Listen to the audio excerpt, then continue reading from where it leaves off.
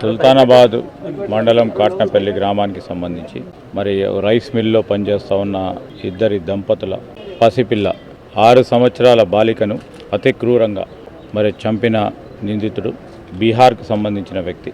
ఈ సంఘటన జరిగిన వెంటనే పోలీసు అప్రమత్తమై ఎప్పుడైతే బాలిక అదృశ్యమైందని వారి దృష్టికి వచ్చిందో పోలీసు యంత్రాంగం అంతా కూడా నిమిషాల్లో సంఘటనా స్థలానికి వచ్చి ఆ దంపతులు ఉంటున్న పడుకున్న ప్రాంతానికి వచ్చి వెంటనే మరి తనిఖీలు చేయటం, ఇక్కడ ఉన్న వారిని అందరినీ కూడా సంప్రదించడం. గంట వ్యవధిలోనే మరి ఈ సంఘటన జరిగింది. ఆ గంట సమయంలో కూడా పోలీసులంతా కూడా అందరితో విచారిస్తూ మరి నిందితుకుని గాలింపు చర్యలు ప్లస్ ఆ బాలిక ఆచూకీ గురించి చూస్తూ ఉన్న తరుణంలో మరి నిందితుడు కూడా దొరకడం, ఆ చిన్నారి చనిపోవటం అనేది అత్యంత బాధాకరం.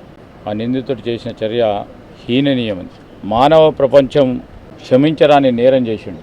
పూర్తి స్థాయి సంఘటన వివరాలు తెలుసుకోవడానికి నేను, మా సహచార మంత్రివర్గ సోదరిమణి సీతక్క గారు, మరి స్థానిక శాసనసభ్యులు విజయరామరావు గారు, మా జిల్లా కాంగ్రెస్ అధ్యక్షుడు గోదావరి రామగుండం ఎమ్మెల్యే రాజ్ ఠాకూర్ గారు, మా ఎంపీ గారు ఈరోజు ఇక్కడికి వచ్చాం. మరి ఆ చిన్నారి తల్లిదండ్రులను కూడా కలుసుకోవటం జరుగుతుంది. సంఘటన వివరాలను కూడా పూర్తి స్థాయిలో వారి దగ్గర నుంచి కూడా తెలుసుకుంటాం.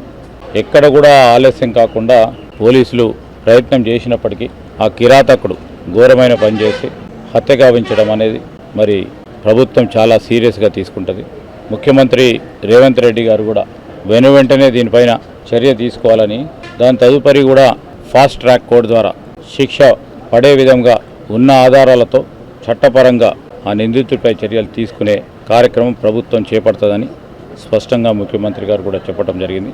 ఈ క్రమేణా ఎక్కడ ఏ విధంగా జరిగింది, సంఘటనకు సంబంధించిన పోలీసు యంత్రాంగం వెంటనే రావటం, బాలిక ఆచూకీ తీసుకునే మార్గం తెలుసుకునే ప్రయత్నంలోనే మరి సంఘటన విషయానికి వస్తే ఆ నిందితుడు అప్పటికే ఆ బాలికని హత్య చేయడం, ఒక గంట వ్యవధిలోనే జరిగిపోవడం మేము ప్రభుత్వం చాలా సీరియస్ తీసుకుంటుంది.